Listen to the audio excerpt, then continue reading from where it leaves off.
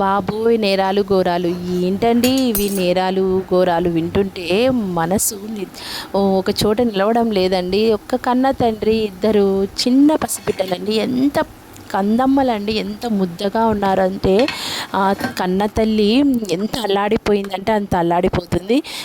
ఇదేమోనండి మొన్ననే వైష్ణవి 9 నెలల గర్భిణి, ఇలా భర్తని చంపడం, భర్త భార్యని చంపడం, ఇవన్నీ ఏంటోనండి విచిత్రాతి విచిత్రాలు జరుగుతున్నాయి. ముక్కలు ముక్కలుగా నరికి ఫ్రిడ్జ్లో పెట్టడం ఏంటోనండి అస్సలు.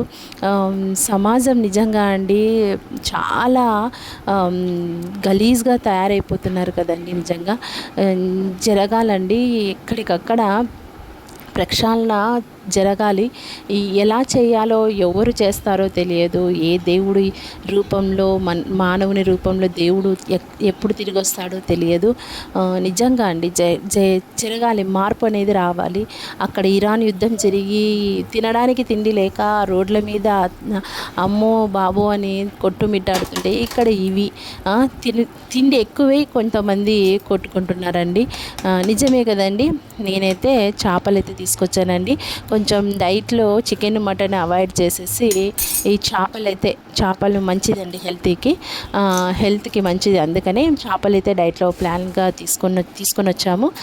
నెక్స్ట్ వచ్చేసి నేను చేపలు అయితే కడిగి పెట్టేసుకున్నాను. గ్రేవీకి అయితే 4 ఉల్లిగడ్డలు, 3 టమోటాలు, ఇంకా సరిపడినంత అల్లము, ఎల్లిపాయలు, జీలకర్ర, లవంగాలు, ఇవన్నీ కావలసినటువంటి ఐటమ్స్ అన్నీ తీసేసుకొని నూనెలో వేయించేసుకొని మిక్సీకి వేసేసుకున్నానండి. ఆ గ్రేవీని నూనెలో మళ్ళీ తిరిగి ఉప్పు, కారం, పసుపు వేసి బాగా చింతపండు పులుసు వేసి వేడి చేసుకున్నాక ఆ కాగినటువంటి దానిలోకి, ఆ పులుసులోకి ఉప్పు కారము నూనె సరిపడినంత ఉంటే చేపల పులుసు టేస్ట్ బాబా సూపర్ ఉంటుందండి. ఇక ముక్కలు నాకైతే నీరు కాగిందండి పులుసు. ఇక చేపల ముక్కలు వేసేస్తున్నాను. బాగా మునగాలండి ముక్కలు. మునిగితేనే అప్పుడు మనకు ముక్కలు బాగా ఉప్పు, కారం, పసుపు అంతా వాటికి తగులుతుంది. 10 మినిట్స్ మీడియం ఫ్లేమ్లో పెట్టి ఇక మగ్గించుకుంటే మనకు చేపల పులుసు రెడీ అవుతుంది. ఈ విధంగా మెల్లగా ఒకదాని తర్వాత ఒకటి దాని లోపలికి దింపాలి. ఎలా పడితే అలా కలపకూడదు కదండి. మీకు తెలిసిందే, అందరికీ తెలిసిందే. నెక్స్ట్ చేపల పులుసు బాగా పర్ఫెక్ట్గా కుదిరితే దేనిలోకైనా, అన్నంలోకైనా, రొట్టెలోకి అయితే ఇంకా బాగుంటుంది, రొట్టెలోకైనా బాగుంటుందండి. ముక్కలు తినేసి నేనైతే పులుసు అన్నంలోకి కూడా తింటానండి. కొంచెం చల్లబడితే దానంత టేస్ట్ ఇంకా ఏది ఉండదు. కానీ బాగా చెయ్యాలండి, చేస్తేనే టేస్ట్ ఉంటుంది. ఏదో పులుపు ఎక్కువగా వేసి, ఉప్పు ఎక్కువగా వేసి, కారం ఎక్కువగా వేసి, లేదంటే గరం మసాలా ఎక్కువగా వేసి ఇలా చెడగొడితే బాగుండదు. మంచిగా సరైన పాలలో అన్నీ పడితేనే ఏదైనా కూడా బాగుంటుంది. నాకైతే బాగా కుదిరింది. ఈ ముక్కలన్నీ ఒక్క పూటకే ఫటాఫట్ అయిపోయాయి.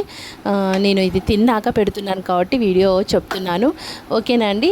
ఈ విధంగా ఒక 10 మినిట్స్ అంతే ముక్కలు బాగా మునిగాక తర్వాత అటు ఇటు కలిపి ఒక 5 మినిట్స్ మగ్గిచ్చేస్తే మన పులుసు రెడీ అయిపోతుందండి. రండి మా ఇంట్లో చేపల పులుసు తిందాం. మరి మీ ఇంట్లో ఏం చేశారో నాకు కామెంట్ చేయండి. మీరు ఈ విధంగానే చేస్తారా?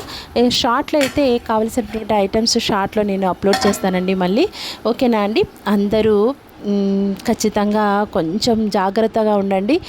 గ్యాస్ స్టవ్ సిలిండర్ దొరకడం లేదు కదండి. చాలా కష్టాలు పడుతున్నారు జనాలు. వీలైనంత వరకు సిలిండర్ను చూసుకొని వాడాలి, గ్యాస్ను. నెక్స్ట్ ఇండక్షన్ స్టవ్స్ దొరుకుతున్నాయి, అవి వాడుతూ ఇంకా కట్టెల పొయ్యిలు అంటే ఈ తరం వాళ్ళకు కొంచెం కష్టసాధ్యమే.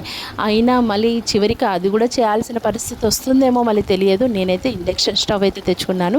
దాని మీద వాటర్ కాంచుకోవడము, లేదంటే తిరువాత చేసుకోవడం, అవన్నీ చేస్తున్నాను. ఓకేనా అండి. అదో నా పులుసు అయితే రెడీ, ఇంకా తినడానికి రెడీ అయిపోయింది. ఇక తినేసేదే ఇంకా నెక్స్ట్. ఓకేనా అండి.